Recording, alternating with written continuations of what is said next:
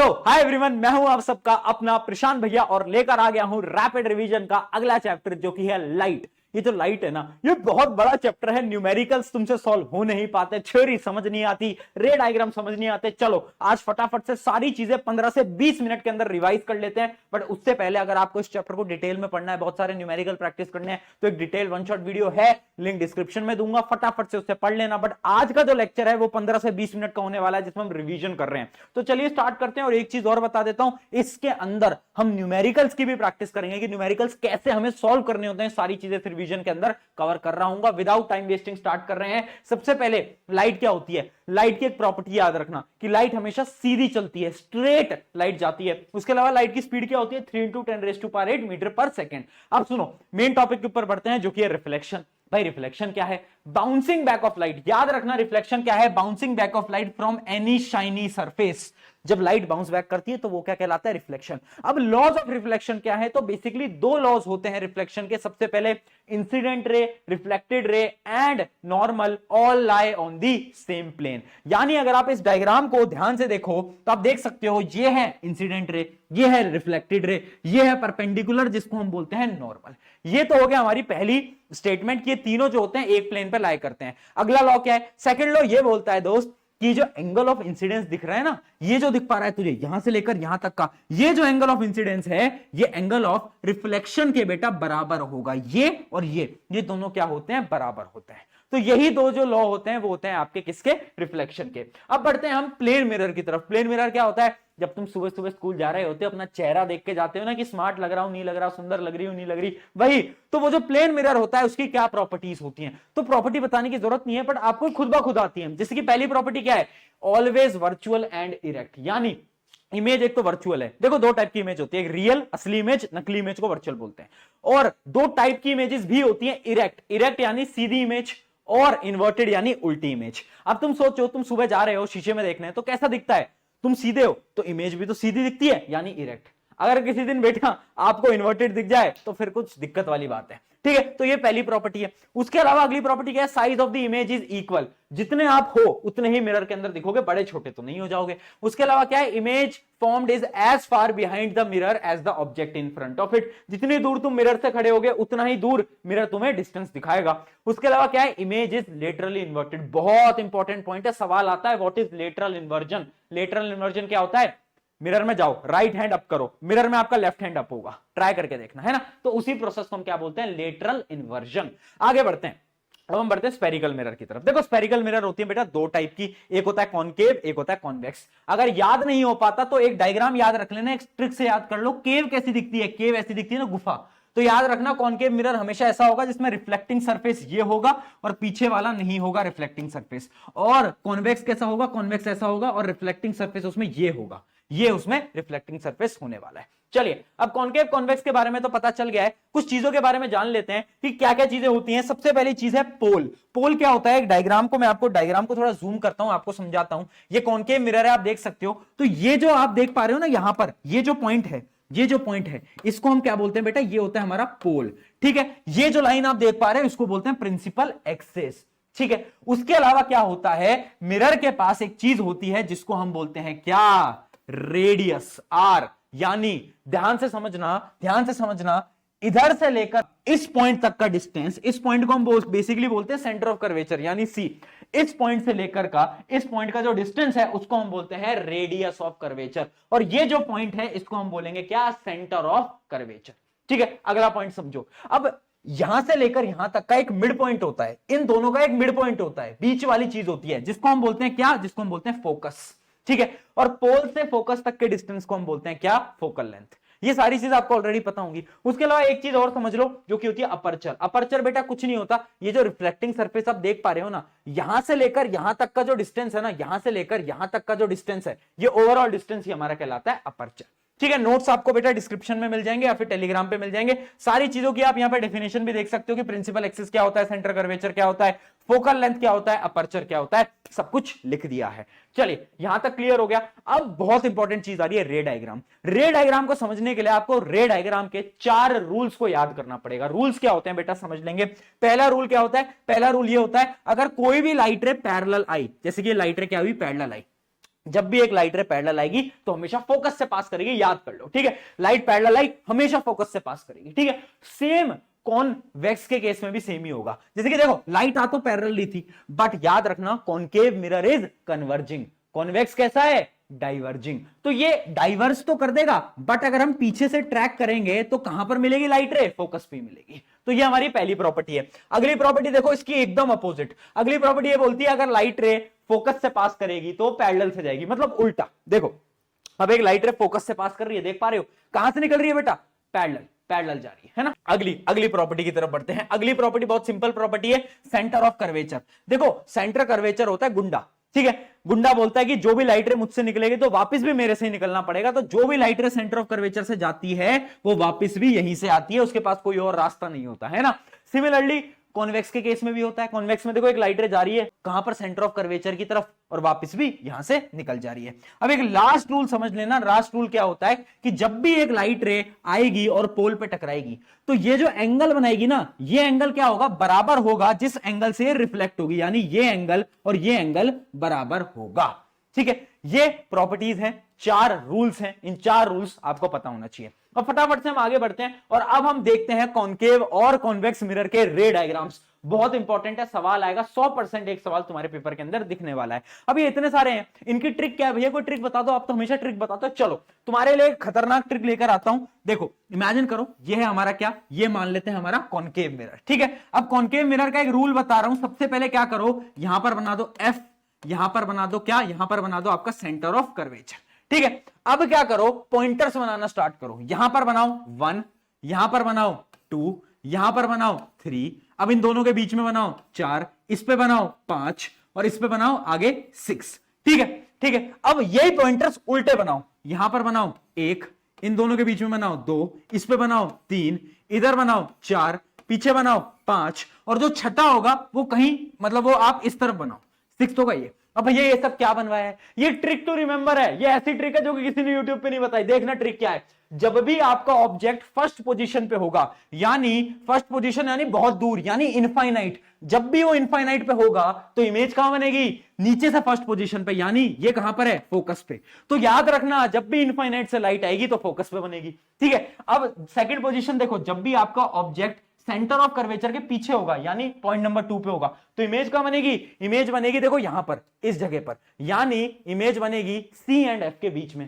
Third देखो, जब भी आपके थर्ड पे होगी, थर्ड मतलब सेंटर ऑफ कर्वेचर पे, तो इमेज कहां बनेगी, इमेज बनेगी सेंटर ऑफ कर्वेचर पे, ठीक है। उसके अलावा फोर्थ, यानी जब आपकी इमेज और आगे आ गया, ऑब्जेक्ट और आगे आ गया, सी एंड एफ के बीच में आ गया, तो आपकी इमेज कहां बन रही है, देख पा रहे हो कितना मस्त है। और जब आपकी ऑब्जेक्ट आ गया 5 नंबर पे, तो आपकी इमेज बनेगी यहां। और एक लास्ट केस होता है जब आपका जो ऑब्जेक्ट है, वो बहुत इंपॉर्टेंट केस है, दिखा भी दूंगा, जब आपका ऑब्जेक्ट फोकस और कहां पर, पोल के बीच में होता है, तो जो इमेज बनती है बेटा वो वर्चुअल बनती है और वो इस तरफ बनती है, ठीक है। जैसे कि मैं आपको एक बार दिखा भी देता हूं, ये सारे के सारे केसेस आप देख सकते हो, है ना, जो मैंने अभी आपको ट्रिक से बताया। अब आप ऐसे भी याद कर सकते हो। तो जो आखिरी केस है वो बहुत इंपॉर्टेंट है, क्योंकि आखिरी केस में क्या होता है, आप देख सकते हो, जब आपका ऑब्जेक्ट फोकस और पोल के बीच में आ जाता है तो कोई भी रियल इमेज नहीं बनती, इमेज बनती है इस तरफ, इमेज बनती है इस तरफ, हाईली इनलार्ज इमेज बनती है। और कैसी बनती है, वर्चुअल बनती है। एक ट्रिक और याद रख लेना बेटा, ट्रिक क्या है, जब भी मिरर को आप देखो, एक मिरर को देखो, जब भी आपकी इमेज लेफ्ट साइड में बन रही है तो समझ लेना इमेज क्या है, रियल, और रियल का बड़ा भाई इन्वर्टेड। और जब भी राइट साइड में बने तो समझ लेना क्या, वर्चुअल, वर्चुअल का बड़ा भाई इरेक्ट। वर्चुअल इरेक्ट हमेशा साथ में आएंगे, रियल इन्वर्टेड हमेशा साथ में आएंगे। तो सारे के सारे रे डायग्राम हो गए कॉनकेव मिरर के। तो अगर याद नहीं भी होते थे अब तुम याद कर लोगे। एक पॉइंट याद रखना हमेशा, एक केस बहुत ज्यादा इंपॉर्टेंट है जो कि है सेंटर ऑफ कर्वेचर का। याद रखना जब भी आपका ऑब्जेक्ट सेंटर ऑफ कर्वेचर पे होगा ना, तो जो इमेज बनेगी वो भी सेंटर ऑफ कर्वेचर पे बनेगी और सेम साइज की बनेगी। जितना आपका ऑब्जेक्ट होगा उतना इमेज होगा। ये बहुत इंपॉर्टेंट केस होता है, इस पे सवाल आते हैं। चलिए अब देखते हैं हम कॉन्वेक्स को। तो कॉन्वेक्स के 2 ही केस हैं, है ना, कॉन्वेक्स के 2 ही केस हैं। पहला case, object is eight infinite. जब भी ऑब्जेक्ट इनफाइनाइट पे होगा तो इमेज कहां बनेगी, आपको पता है, फोकस पे बनेगी, है ना। बट एक चीज याद रखना, जो कॉन्वेक्स मिरर होता है वो हमेशा कैसी इमेज बनाता है बेटा, वर्चुअल। वर्चुअल का बड़ा भाई इरेक्ट। बहुत बढ़िया, है ना। दूसरा केस क्या है, दूसरा केस ये, जब आपका जो ऑब्जेक्ट है वो इनफाइनाइट के अलावा किसी भी पोजीशन पे, अगर वो किसी भी पोजीशन पे है तो आपकी इमेज हमेशा बनेगी कहां पर, पोल और फोकस के बीच में। पोल और फोकस के बीच में इमेज बनेगी, छोटी इमेज बनती है। ठीक है, तो ये रे डायग्राम बहुत ज्यादा इंपॉर्टेंट है, इनको तो आप याद करके ही जाना क्योंकि इनके बिना पेपर में नहीं हो पाएगा। ठीक है, उस ट्रिक से भी आप याद कर सकते हो, वो ट्रिक भी आपके काम आ जाएगी। अब इसमें एक दो पॉइंट और याद रखना, मैं आपको आगे टेबल की मदद से वो पॉइंट्स बता देता हूं। आप देखो ये जो एनसीईआरटी की टेबल है इसकी मदद से आप बहुत आसानी से और चीजों को सीख सकते हो, जैसे कि इसमें लिखा हुआ है कि जितने भी कॉनकेव मिरर के केस हैं उसमें सारे केसेस रियल इमेज बन रही है, बट एक ऐसा केस है जो कि होता है हमारा लास्ट नंबर का केस, जब भी ऑब्जेक्ट पी एंड एफ के बीच में है तो याद रखना इमेज हमेशा कहां बनेगी, इमेज बनेगी वर्चुअल और इरेक्ट, है ना, और बहुत बड़ी इमेज भी बनती है। ठीक है, तो ये टेबल है, आप इससे याद रख सकते हो। अब यूजेस देख लेते हैं, कॉनकेव मिरर के यूजेस क्या है, सिंपल सी यूजेस है, इमेज को बड़ा करना है। कॉनकेव क्या है, कन्वर्जिंग मिरर, यानी इमेज को बड़ा कर देगा। तो जैसे ही आपकी टॉर्चेस होती हैं, है ना, इन सब के अंदर क्या होता है, आपकी ये वाली मिरर यूज होती है। इसके अलावा आपके डेंटिस्ट कि जो मिरर होता है, शेविंग मिरर होता है, उन सब जगहों पे। उसके अलावा कॉन्वेक्स मिरर के क्या यूजेस हैं, ये इमेज को बेटा छोटा करता है। तो आपके जो गाड़ी के रेयर व्यू मिरर होते हैं, साइड वाले होते हैं, उनके अंदर कौन सा लगता है, कॉन्वेक्स मिरर लगता है। ठीक है, तो जितने भी इमेजेस हमें जब छोटी करनी होती हैं तो हम किसका काम लेते हैं, हम कॉन्वेक्स मिरर का मेजरली यूज लेते हैं। ठीक है, कॉन्वेक्स और कॉनकेव के यूजेस समझ आ गए, सारी चीजें क्लियर हैं। अब फटाफट से बढ़ते हैं क्या, एक साइन कन्वेंशन के ऊपर। बेटा साइन कन्वेंशन बहुत इंपॉर्टेंट है, ध्यान से समझना। एक साइन कन्वेंशन समझाऊंगा और ये जो साइन कन्वेंशन है ये आपके लिए लेंस के लिए भी सेम है, मिरर के लिए भी सेम है, दोनों के लिए सेम है। तो अभी समझ लो, देखो एक चीज याद रखना, जैसे ये मिरर है आपके, कोई भी चीज अगर लेफ्ट साइड में है तो वो हमेशा कैसी होगी, नेगेटिव होगी। कोई भी चीज लेफ्ट साइड में नेगेटिव होगी, कोई भी चीज राइट साइड में पॉजिटिव होगी। अगर ऑब्जेक्ट आपका ऊपर है, यानी ऐसे है, ऊपर है, इस लाइन से ऊपर है ऑब्जेक्ट, तो कैसा होगा, ऑब्जेक्ट पॉजिटिव माना जाएगा। और अगर नीचे है तो कैसा माना जाएगा, नेगेटिव माना जाएगा। ये साइन कन्वेंशन रूल्स है, मिरर और लेंस का सेम रहेगा। अब भैया क्यों बता रहे हो, क्योंकि देखो याद रखना, आपका ऑब्जेक्ट जिसको हम यू से रिप्रेजेंट करते हैं और वी से किसको करते हैं, इमेज के डिस्टेंस को। तो देखो जो आपका ऑब्जेक्ट होगा हमेशा लेफ्ट साइड में होगा, यानी मेरी यू की वैल्यू हमेशा नेगेटिव होगी। साइन कन्वेंशन समझ पाए, समझ पाए। अच्छा एक क्वेश्चन मैं आपसे और पूछता हूं, ये हमारा कौन सा मिरर है, कॉनकेव मिरर। अब कॉनकेव मिरर की फोकल लेंथ कैसी होगी, हमेशा पॉजिटिव या नेगेटिव, बताओ मुझे। अरे भाई फोकल लेंथ हमेशा इस तरफ होती है कॉनकेव मिरर की, यानी इसकी फोकल लेंथ हमेशा नेगेटिव होगी। और कॉन्वेक्स मिरर की कैसी होगी, तो कॉन्वेक्स मिरर की बेटा कैसी होगी, कॉन्वेक्स मिरर ऐसा होता है और उसकी फोकल लेंथ इस तरफ होती है, यानी राइट साइड। और जैसे ही हमें इस तरफ दिख जाए तो समझ लेना कि इसकी कैसी होगी, पॉजिटिव। तो याद रखना, नोट भी कर सकते हो, कॉनकेव की नेगेटिव, कॉन्वेक्स की पॉजिटिव। बहुत बढ़िया, ये हमारे थे साइन कन्वेंशन के कुछ रूल जो कि आपको याद रखने हैं। अब देखते हैं कुछ इंपॉर्टेंट फॉर्मूला। सबसे पहला फॉर्मूला है मिरर फॉर्मूला, अब याद हो भी गया होगा तुम्हें, 1/v + 1/u = 1/f। अब ये सारी चीजें आपको पता है, u क्या होता है, ऑब्जेक्ट, ये इमेज और ये फोकल लेंथ। अब साइन कन्वेंशन बहुत इंपॉर्टेंट है, उसके बिना क्वेश्चन नहीं होंगे। अब मैग्निफिकेशन क्या होता है बेटा, magnification is basically ratio of the height of image to height of object. Image और ऑब्जेक्ट की जो हाइट का रेशियो है उसको हम m से रिप्रेजेंट करते हैं, मैग्निफिकेशन। इसका एक और फॉर्मूला होता है -v/u in the case of mirror. Mirror के केस में फॉर्मूला, लेंस में मत लगा देना, -v/u। आ गया समझ, फॉर्मूले क्लियर हो गए। चलो अब फटाफट से देखते हैं क्वेश्चन किस टाइप के आते हैं और कैसे हम सॉल्व करने वाले हैं। क्वेश्चन में 3 भागों में मैं डिवाइड कर रहा हूं। मिरर का क्वेश्चन इसी से आएगा, इससे बाहर एक भी सवाल नहीं आएगा। आपको क्या होगा, आपको कोई भी 2 चीजें गिवन होंगी, जैसे कि इमेजिन कर लो आपको गिवन है फोकल लेंथ और आपको गिवन है ऑब्जेक्ट की डिस्टेंस, यानी यू गिवन है। आपको बोलेगा वी फाइंड करो, तो वी फाइंड कैसे करोगे, अरे भाई मिरर फॉर्मूले की मदद से फाइंड करोगे ना, 1/v + 1/u = 1/f कर लोगे। अब साइन कन्वेंशन याद रखना, जैसे कि अगर कॉनकेव मिरर गिवन है तो याद रखना कॉनकेव मिरर की फोकल लेंथ बेटा हमेशा क्या होगी, नेगेटिव होगी। बट अगर कॉन्वेक्स मिरर है तो फोकल लेंथ हमेशा पॉजिटिव लेना। एक चीज याद रखना, जो यू होगा वो हर केस में नेगेटिव होगा, क्योंकि जो ऑब्जेक्ट होता है ना वो हमेशा लेफ्ट में रखा जाता है, तो ऑब्जेक्ट तो हमेशा क्या होगा, नेगेटिव होगा दोनों के केस में। अब इस फॉर्मूले को अप्लाई करके एक सही साइन कन्वेंशन से आप क्या करोगे, v की वैल्यू निकाल लोगे। अब आपके पास v की वैल्यू है, u की वैल्यू है और फोकल लेंथ है। अब आपसे क्या बोलेगा, मैग्निफिकेशन निकाल। तो मैग्निफिकेशन कैसे निकालोगे, मैग्निफिकेशन का फॉर्मूला अभी आपको बताया है ना, मैग्निफिकेशन का फॉर्मूला लगा देना, m = -v/u। वो फॉर्मूला लगाया, मैग्निफिकेशन आपने उससे निकाल दिया। अब सवाल ये उठता है कि कभी कभार क्वेश्चन में पूछता है find the nature of the image. Nature of the image कैसे पता चलेगी, याद रखना, एक ट्रिक बता रहा हूं, ध्यान से सुन लो। अगर आपकी मैग्निफिकेशन की वैल्यू पॉजिटिव में आई है, पॉजिटिव में आई है, यानी इमेज कैसी है, वर्चुअल और इरेक्ट। और अगर आपकी m की वैल्यू, मैग्निफिकेशन की वैल्यू नेगेटिव में आए तो पकड़ लेना और बोल देना image is real and inverted. तो ऐसे आप नेचर भी बता सकते हो मैग्निफिकेशन की मदद से। यही 3 चीजें आपसे पूछेगा, इसके बाहर कोई सवाल नहीं आते। 2 चीजें गिवन होंगी, फिर आपको बोलेगा कि पहले v निकालो, v निकालने के बाद आपको ये बोलेगा कि भाई मैग्निफिकेशन से नेचर बताओ, तो नेचर आप बता देना। इसके अलावा एक टाइप के क्वेश्चन और आ जाते हैं जो कि है height of image, height of object. तो आपको पता है अगर आपको मैग्निफिकेशन मिल चुका है, मैग्निफिकेशन की वैल्यू आपके पास है, तो मैग्निफिकेशन का फॉर्मूला होता है height of image by height of object. ये फॉर्मूला लगाओ और आंसर को निकाल दो, ठीक है। ऐसे आप क्वेश्चन को सॉल्व कर सकते हो। तो इस प्रकार के आपके मिरर के क्वेश्चन आने वाले हैं। अब आगे बढ़ते हैं हम रिफ्रैक्शन के ऊपर, बहुत इंपॉर्टेंट टॉपिक। देखो बेसिकली रिफ्रैक्शन क्या होता है, कुछ नहीं होता, बेंडिंग ऑफ लाइट होता है। ध्यान से नोट कर लेना, phenomena of change in direction of light when it passes from one medium to another. जब दो मीडियम में ट्रैवल करती है ना लाइट, तो लाइट हल्की सी बेंड हो जाती है, और उसी फिनोमिना को हम बोल देते हैं क्या, रिफ्रैक्शन ऑफ लाइट। अब याद रखना रिफ्रैक्शन के भी लॉज हैं जैसे रिफ्लेक्शन के थे। अब इसके लॉज क्या है, पहला लॉ तो वही है, क्या है, incident ray, refracted ray and normal all lie on the same plane. Same plane के अंदर होते हैं, ये तो सेम है यार जैसे पहला था। अब इसका दूसरा लॉ बहुत खतरनाक है बेटा, ध्यान सुनना, जिसको हम बोलते हैं स्नेल्स लॉ। स्नेल्स लॉ क्या बोलता है, साइन ऑफ, ट्रिग्नोमेट्री पढ़ी है, साइन कॉस थीटा, हाँ वही सब। तो sine of angle of incidence divide by sine of angle of refraction is equals to constant. और कांस्टेंट की वैल्यू किसके बराबर होती है, refractive index of the medium. अब तुम्हारे मन में इतनी सारी चीजें आ गई, भैया रिफ्रैक्टिव इंडेक्स क्या है, रिफ्रैक्टिव इंडेक्स क्या होता है, refractive index is basically power of the medium to bend the light.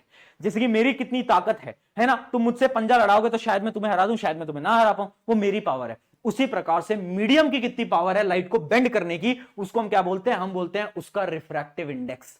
Refractive index क्या है, मीडियम की पावर है कि वो लाइट को कितना बेंड कर पाएगा। जितना ज्यादा रिफ्रैक्टिव इंडेक्स उतनी ज्यादा बेंडिंग ऑफ लाइट, ठीक है। अब यहां पर एक डायग्राम बेटा बहुत इंपॉर्टेंट है, ग्लास स्लैब वाला डायग्राम बहुत इंपॉर्टेंट है, इसको ध्यान से देखना। और ये इसका सवाल आ भी सकता है, डायग्राम डायरेक्टली बनाने को आता है। क्यों, क्योंकि इसमें दो बार रिफ्रैक्शन होता है।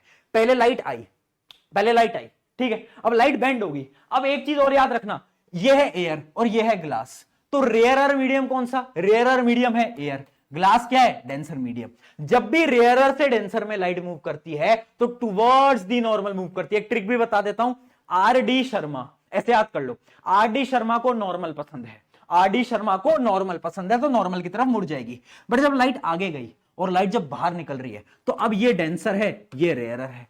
तो अब इस ट्रिक से याद कर लो कि डॉक्टर को, डीआर यानी डॉक्टर जी को नॉर्मल पसंद नहीं है, तो यानी वो नॉर्मल से दूर भागेगी। नॉर्मल से कैसे भागेगी, दूर की तरफ भागेगी, ठीक है। तो आप देख सकते हो पहले क्या हुई, थोड़ी सी इस तरफ बेंड हुई, दूसरी बार क्या हुई, थोड़ी सी बाहर की तरफ बेंड हुई। ये डायग्राम बहुत इंपॉर्टेंट है ना। तो ये क्या होता है, ये अपना एंगल ऑफ इंसिडेंस था, ये एंगल ऑफ रिफ्रैक्शन हुआ, और जो लास्ट जो एंगल है जिससे बाहर निकली उसको हम बोलते हैं एंगल ऑफ इमरजेंस, जिसको हम ई से रिप्रेजेंट करते हैं, एंगल ऑफ इमरजेंस, ठीक है। इसमें एक चीज और इंपॉर्टेंट है, देखो अगर बीच में ग्लास स्लैब नहीं आता तो लाइट सीधी जाती, बट अब लाइट ऐसे जा रही है, तो ये जो बीच का जो डिस्टेंस है ना, ये जो डिस्टेंस है, अगर बीच में ग्लास स्लैब नहीं आता तो लाइट ऐसे जाती, बट अब ऐसे जा रही है। तो जो बीच का जो डिस्टेंस है ना, ये जो डिस्टेंस कहलाता है, इसको हम नाम देते हैं लेटरल डिस्प्लेसमेंट। क्या बोलते हैं, लेटरल डिस्प्लेसमेंट, ठीक है। तो ये डायग्राम इंपॉर्टेंट है, इसकी एक बार प्रैक्टिस कर लेना। अब आगे बढ़ते हैं। देखो हम रिफ्रैक्टिव इंडेक्स के बारे में बात कर रहे थे, एक दो पॉइंट रिफ्रैक्टिव इंडेक्स के आप याद रख लो। अगर आपको बोले किसी भी मीडियम का रिफ्रैक्टिव इंडेक्स निकालो, एक फॉर्मूला बता देता हूं, फॉर्मूला है C by V। C by V यानी speed of light in air divide by speed of light in that medium. Air में कितनी होती है, शुरू में बताया 3 × 10⁸, बहुत बढ़िया। और उस मीडियम में कितनी स्पीड है वो आपको गिवन होगी, तो उससे आप किसी भी मीडियम का क्या कर सकते हो, रिफ्रैक्टिव इंडेक्स निकाल सकते हो इस फॉर्मूला से, C बाय V।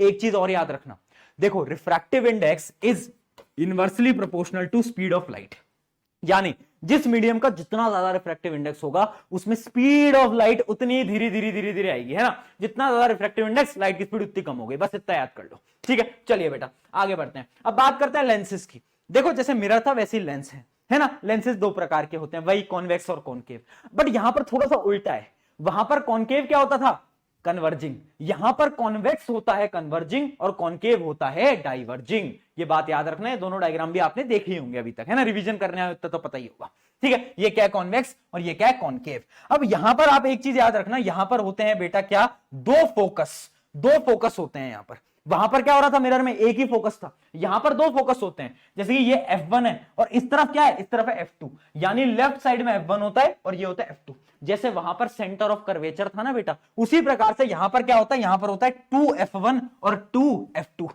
तो सेंटर ऑफ कर्वेचर को रिप्लेस करके यहां पर बस 2F1 और 2F2 लिख देते हैं, वही सारी सेम चीज है, सारी प्रॉपर्टीज वही है। लेंसेज हैं तो क्या कर रहा है, ये कन्वर्ज कर रहा है, और ये होता है आपका क्या कर रहा है, ये डाइवर्ज कर रहा है, ठीक है, ये सारी चीजें हमें पता है। ये जो आपको सेंटर दिख रहा है इसको हम बोलते हैं ऑप्टिकल सेंटर, इसको हम क्या बोलते हैं बेटा, ऑप्टिकल सेंटर। चलो अब इनके भी रूल्स जान लेते हैं। मिरर के 4 रूल थे, इसमें 3 ही रूल हैं, और 2 रूल तो एकदम सेम है। जैसे कि पहला रूल क्या है, जब भी कोई चीज पैरेलल जाएगी तो हमेशा फोकस से निकलेगी। सेम है, कोई चीज पैरेलल तो फोकस से निकलेगी। और दूसरा रूल भी सेम है, जब कोई चीज फोकस से जाएगी तो पैरेलल निकलेगी, जब कोई चीज फोकस से जाएगी तो पैरेलल निकलेगी। तो 2 रूल तो सेम है। एक आखिरी रूल जो सेम नहीं है वो ये है, जब भी लाइट ऑप्टिकल सेंटर से बेटा पास करेगी तो वो इधर उधर नहीं देखेगी, एकदम सीधी जाएगी, स्ट्रेट जाएगी, इधर उधर नहीं देखती। जब भी ऑप्टिकल सेंटर से जाएगी तो हमेशा सीधी लाइट जाती है, बेंड नहीं होती। ठीक है, ये 3 रूल याद रहेंगे। चलिए अब स्टार्ट करते हैं कॉन्वेक्स लेंस और कॉन्केव लेंस का भी अपना रे डायग्राम। अब ये रे डायग्राम बिल्कुल सेम है जैसे हमने मिरर में पढ़े थे वैसे लेंस में, तो इसको भी आप वही ट्रिक से, वो जो मैंने आपको ट्रिक नहीं बताई थी बेटा, वो ट्रिक आप यहां पर भी अप्लाई कर सकते हो। वो एकदम सेम ट्रिक यहां पे भी काम कर जाएगी। क्या करो, यहां पर बनाओ F1, यहां पर बनाओ 2F1, है ना। अब क्या करो, नंबरिंग देना स्टार्ट करो। यहां पर दो 1 नंबरिंग, यहां पर दो 2, यहां पर दो 3, यहां पर दो 4, यहां पर दो 5 और यहां पर दो 6। बस यहां पर जो नंबरिंग है ना, दूसरी नंबरिंग, वो पता है कहां देना, वो इस तरफ देना। उधर हम क्या कर रहे थे, नीचे ही दे रहे थे। अब इसको बस इस तरफ कर लेना, बाकी कोई और चेंज नहीं करना। ये बहुत अच्छी ट्रिक है, आपके बहुत काम आएगी। ठीक है, अब यहां पर भी वही सेम नंबरिंग करो बेटा, बिल्कुल दिमाग नहीं लगाना है, वही सेम नंबरिंग करते हुए चलनी है हमें। जैसे कि यहां पर दे दो आप क्या, 1 दे दो, यहां पर दे दो बेटा क्या 2, यहां पर क्या दे दो, यहां पर आप दे सकते हो 3। ठीक है, इसके पीछे आप दे दोगे, इसके पीछे आप दे दोगे 4 और पीछे आप दे दोगे 5। और छठा कहां पर होगा, छठा उसी प्रकार से छठा इसका इस तरफ होगा, यानी इसका 6 नंबर होगा यहां कहीं पे। ठीक है, छठा यहां पर होगा। तो देखो, जब भी फर्स्ट यानी जब भी लाइट्स पैरेलल आएंगी तो लाइट्स कहां मिलेंगी, इसके फर्स्ट पे यानी फोकस पे। जब भी आपकी पैरेलल लाइट आएंगी तो यहां मिलेंगी। अगला केस क्या है, अगला केस है यहां पे, मतलब बियॉन्ड 2F1। जब भी हमारा ऑब्जेक्ट बियॉन्ड 2F1 होगा तो कहां बनेगा, यहां पर बनेगा। और कहां बनेगा, इस जगह पर बनेगा।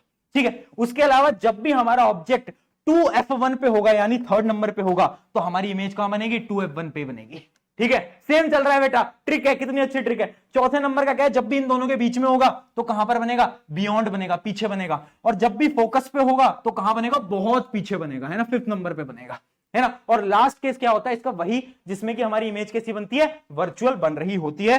लास्ट केस इसका भी मैं दिखा देता हूं, जब भी आपका ऑप्टिकल सेंटर और फोकस के बीच में ऑब्जेक्ट है तो इमेज कहां बनेगी, पीछे बनेगी, है ना। और कैसी बनेगी, वर्चुअल। और वर्चुअल का बड़ा भाई कौन होता है, इरेक्ट। बहुत बढ़िया बेटा, है ना। बाकी सारे केसेस में आप देख सकते हो यहां पर बन रही है, बाकी सारे केसेस आप देखोगे ना तो हमेशा हमारी इमेज इस तरफ बन रही है। ठीक है, क्लियर है। चलो अब अपन देख लेते हैं दूसरा हमारा लेंस जो कि है कॉन्केव लेंस। कॉन्केव लेंस भी मिरर की तरह, उसमें क्या था, 2 ही केसेस थे, यहां पर भी 2 ही केस हैं। क्या 2 केस हैं, देख लो फटाफट से। पहला केस है पैरेलल, जब भी पैरेलल होगा तो कहां मिलेंगी लाइट रे, फोकस पे यार, ये तो बताइए। दूसरा क्या है, दूसरा है जब भी फोकस के अलावा कहीं और पे होगी, कहीं पे भी होगी तो हमारी जो इमेज बनेगी वो कहां बनेगी, between optical centre and focus. Optical centre and focus. Mirror की तरह लेंस भी ऑलमोस्ट सेम है, अगर तुम्हें मिरर समझ आ गया तो लेंस भी समझ आ जाएगा।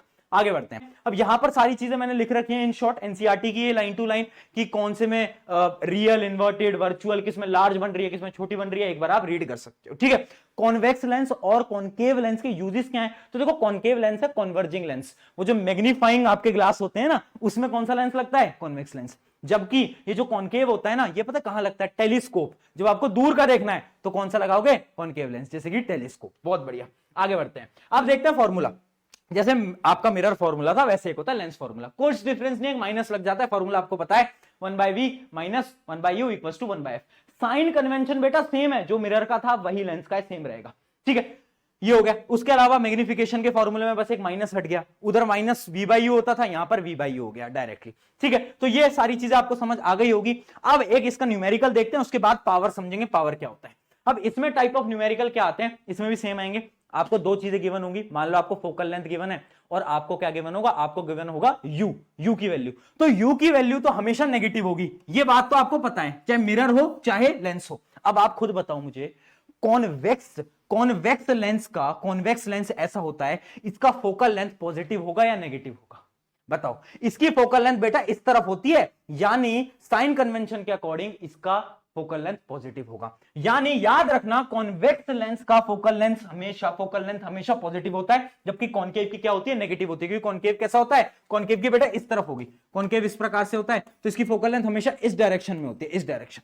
ठीक है, तो इसकी नेगेटिव होती है है ना। चलो भाई ये क्लियर हो गया। तो इस प्रकार के इसमें क्वेश्चन आएंगे एकदम सेम जैसे हम पहले करते आ रहे थे, वही आपको सेम फॉर्मूले में थोड़ा बहुत चेंज है। साइन कन्वेंशन सही लगाओगे, डायरेक्टली आपकी v की वैल्यू आ जाएगी, फिर आप मैग्निफिकेशन निकाल देना, और मैग्निफिकेशन के बाद भी सारी चीजें सेम है। अगर m की वैल्यू नेगेटिव में आई तो रियल इन्वर्टेड, अगर पॉजिटिव में आई तो क्या, वर्चुअल इरेक्ट, सेम। चलो अब बात करते हैं पावर की, कि भाई पावर क्या होता है। तो power is basically ability of lens to converge और diverge the ray of light. जो लाइट रे आ रही है, या तो कन्वर्ज करो या तो उसको डाइवर्ज करो, वो जो एबिलिटी है ना, उसको हम बोल रहे हैं उसकी ताकत, यानी उसकी पावर। ठीक है, पावर का यूनिट होता है बेटा डायोप्टियर, और पावर का फॉर्मूला होता है 1/f। ठीक है, इस पे एक न्यूमेरिकल पक्का आएगा तुम्हारे पेपर के अंदर, जिसमें तुम्हें फोकल लेंथ गिवन होगी। अब एक चीज याद रखना, ये जो फॉर्मूला है ना, इसके अंदर f जो है वो मीटर में काउंट होता है। तो अगर तुम्हारे क्वेश्चन के अंदर गिवन है 20 सेंटीमीटर, फोकल लेंथ की वैल्यू 20 सेंटीमीटर, तो आपको इस फॉर्मूले को थोड़े से बदल के लिख लेना है 100/f। ये फॉर्मूला लिख लो 100/f। जब आपकी फोकल लेंथ सेंटीमीटर में हो तो ये फॉर्मूला लगाना, ये मत लगाना, आंसर गलत निकलेगा, क्योंकि इसके अंदर फोकल लेंथ मीटर के अंदर होती है। बहुत बढ़िया बेटा। अब तुम खुद बताओ, पावर कॉन्वेक्स लेंस की पॉजिटिव होगी या नेगेटिव होगी? अरे भाई कॉन्वेक्स लेंस की जो फोकल लेंथ होती है वो पॉजिटिव होती है ना, तो ऑब्वियस सी बात है पावर भी पॉजिटिव होगी। और कॉन्केव लेंस की फोकल लेंथ नेगेटिव होती है तो पावर भी कैसी होगी, अपनी नेगेटिव होगी। चलिए, तो इस टाइप के न्यूमेरिकल आपके इसके अंदर बेसिकली आ रहे होते हैं। पावर का एक न्यूमेरिकल बिल्कुल आपको देखने को मिल सकता है, जिसमें कि आपको P = 1/f वाला फॉर्मूला लगाना है और आपको आंसर निकालना है। ये भी बोलेगा कि there is a convex lens, उसकी पावर कैसी होगी, पॉजिटिव होगी या नेगेटिव होगी। तो आपको पता होना चाहिए पावर किससे रिलेटेड है, फोकल लेंथ से। तो कॉन्वेक्स लेंस की फोकल लेंथ कैसी होती है, पॉजिटिव होती है, तो यानी पावर भी कैसी होगी, पॉजिटिव होगी। इस टाइप के क्वेश्चन आपको इसके अंदर देखने को मिल रहे होते हैं। ऑन दिस नोट हमारा ये चैप्टर हो गया है खत्म, और ये है आपका क्या, होमवर्क क्वेश्चन। होमवर्क क्वेश्चन का स्क्रीनशॉट ले लो। एक आखिरी चीज आपको बताकर जाऊंगा, आखिरी चीज ये है, बहुत बार क्वेश्चन आते हैं लेंस के और स्क्रीन के। जैसे कि ये क्वेश्चन आपको बार बार देखने को मिलेगा, बोलेगा कि यार एक ऐसा एक कॉन्वेक्स लेंस है, यहां पर एक ऑब्जेक्ट है, और हम स्क्रीन को कितनी दूर प्लेस करें कि इसकी इमेज मिल जाए, स्क्रीन को कितनी दूर प्लेस करें। तो उसमें आपको सोचना नहीं है, आपको कुछ नहीं करना, आपको बस v निकालना है बेटा, v निकालना होता है उन क्वेश्चन के अंदर। ठीक है, उस क्वेश्चन के अंदर आपको बस v निकालना है। ये रहा आपका होमवर्क क्वेश्चन, फटाफट से करो और कमेंट में मुझे इसका आंसर बताना।